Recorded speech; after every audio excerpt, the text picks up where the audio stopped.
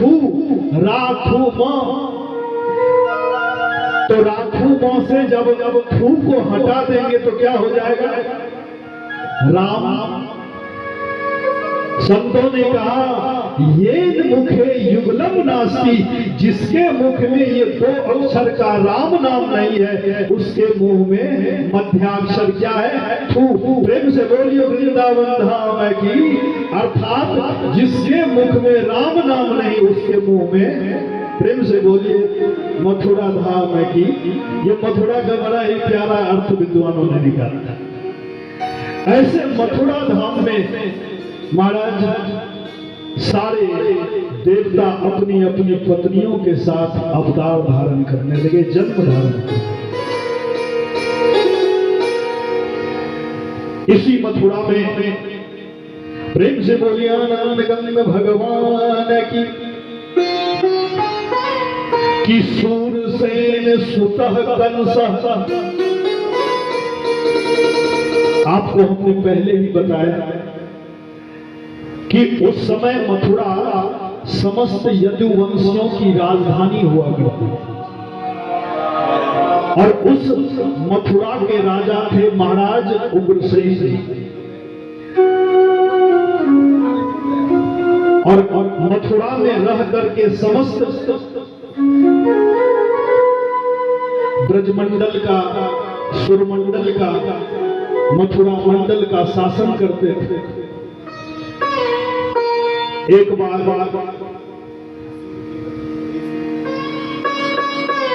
सूरसेन महाराज जी के पुत्र वसुदेव जी का विवाह देवक महाराज की सातवीं पुत्री देवकी महारानी देवकी से, देवी देवकी से निश्चित हुआ। सुखदेव जी कहते हैं कि राजन वसुदेव जी का विवाह देवक महाराज की 6 पुत्रियों से पहले ही हो चुका था, लेकिन सबसे छोटी देवकी जो थी देवक महाराज की सबसे प्यारी पुत्री थी। जो छोटा होता है या छोटी होती है तो माँ बाप का सबसे दुलारा होता है, सबसे सुंदर, सबसे दिव्य और सबकी प्यारी थी। गर्गाचार्य जी को बुलाया गया जो यदुवंशियों के कुल पुरोहित हैं, और गर्गाचार्य जी महाराज ज्योतिष शास्त्र के जानकार हैं जिनकी रचना उन्होंने करी। तो गर्गाचार्य जी से पूछा कि देवकी के लिए सुयोग वर कहां पर मिलेगा? तो गर्गाचार्य जी ने कहा कि हे देवक महाराज, आपकी छोटी पुत्री देवकी के लिए वसुदेव जी के अलावे दुनिया में कोई भी वर नहीं। क्यों? क्योंकि गर्गाचार्य जी को पता है कि वसुदेव जी और देवकी का रिश्ता आज से नहीं है, कई जन्म पहले से। पहले जन्म में कृष्णी और सुतपा थे, दूसरे जन्म में कश्यप अदिति हुए और तीसरे जन्म में यही देवकी और वसुदेव हुए। तो गर्गाचार्य जी ने सब कुछ जान लिया। और जब गर्गाचार्य जी ने कहा, विवाह का दिन निश्चित हुआ, लेकिन कंस जो पूर्व जन्म का कालनेमी राक्षस था, जब समुद्र मंथन हुआ था तो भगवान विष्णु ने कालनेमी का वध किया था। गुरु शुक्राचार्य जी ने संजीवनी विद्या के द्वारा कालनेमी को पुनः जीवित कर दिया। कालनेमी मंद्राचल पर्वत की गुफा में जाकर के घोर तपस्या किया, ब्रह्मा जी को प्रसन्न किया और ब्रह्मा जी से कहा कि प्रभु अगर आप मुझे वर देना चाहते हैं तो मुझे अमर बना दीजिए। ब्रह्मा जी ने कहा कि हे कालनेमी पुत्र, ये अमर तो मैं भी नहीं हूं और इसलिए मेरे कोष में अमरता का वरदान नहीं है। इसके अलावे तू कुछ भी मांग सकता है।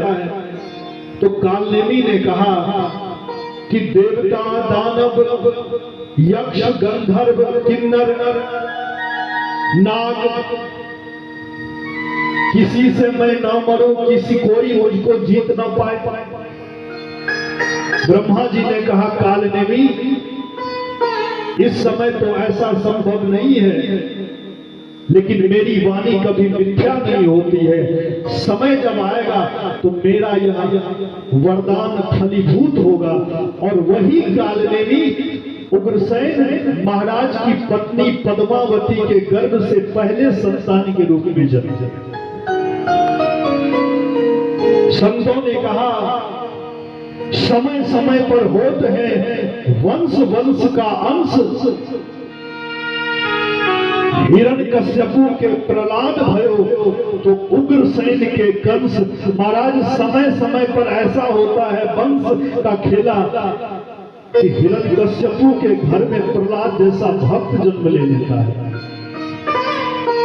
और उग्रसेन जैसे महात्मा के घर में महादुराचारी कंस जन्म ले लेता है। अब जरूरी नहीं है कि बाप महात्मा हो तो बेटा भी महात्मा हो जाएगा, नहीं महाराज। ये तो पूर्व जन्म से क्या, किस जन्म का यह पूर्व जन्म में क्या किया था उसके अनुसार यहाँ जन्म होता है। तो कंस तो था बड़ा पापी, ब्रह्मा जी का वो आशीर्वाद फलित हो गया और इसलिए बड़ा बलवान था। और महाराज बड़ा दुष्ट था, लेकिन उग्रसेन महाराज का बड़ा लड़का था, युवराज था। पूरे राज्य में कंस के प्रति सबके दिल में क्रोध था कि कंस तो बड़ा दुराचारी राजकुमार है। तो कंस ने सोचा यही मौका है, क्या चचेरी बहन का विवाह हो रहा है और इस विवाह में हाथ बटाओ, खूब दान लुटाओ, और इस विवाह में खूब हाथ बटाओ तो सारी प्रजा को ऐसा लगेगा कि कंस भीतर से बड़े अच्छे हैं, ऊपर से केवल कठोर दिखते हैं, लेकिन अंदर से बड़े कोमल हैं। तो अपनी प्रतिष्ठा बनाने के लिए कंस ने क्या किया, जब देवकी का विवाह वसुदेव जी से हुआ और विवाह के समय में कंस ने खूब दान लुटाया, खूब उत्सव मनाया, तो प्रजा को ऐसा लगा कि कंस अंदर से मुलायम है, तभी तो चचेरी बहन के विवाह में इतना धन लुटा रहा। आज विवाह के उपरांत जब वसुदेव जी के साथ देवकी मैया सोने के रथ पर आरूढ़ हुई और जब रथ आगे बढ़ने लगा, महाराज देवक रथ हाथी घोड़े दहेज में दिए, 200 दासियां दहेज में दिए। रथ जब आगे बढ़ने को हुआ तो उसी समय कंस ने दिखाने के लिए कि हमारे अंदर दया कितनी है, सारथी को नीचे उतार दिया और घोड़े का रास अपने हाथों में ले लिया और कहा कि बहन का रथ दूसरा कोई लेके जाएगा। अरे अपनी बहन को मैं इतना प्रेम करता हूँ, मैं बहन का रथ लेकर के जाऊंगा तो मैं लेकर के जाऊंगा। रथ पर आरूढ़ हो गया और बहन और बहनोई के उस रथ को लेकर के आगे बढ़ गया। और जब आगे बढ़ा तो देवताओं के मन में हुआ ये तो प्रजा के आंख में धूल झोंक रहा है, तो इसकी पोल पट्टी क्यों न खोल दे। तो महाराज देवता आकाशवाणी करते और कहते हैं कि पथि प्रगढ़ीनम कंसामा भास्याः शरीर वा अस्या अष्टाम अष्टमो गर्भो हंतायाम बहसे बुध।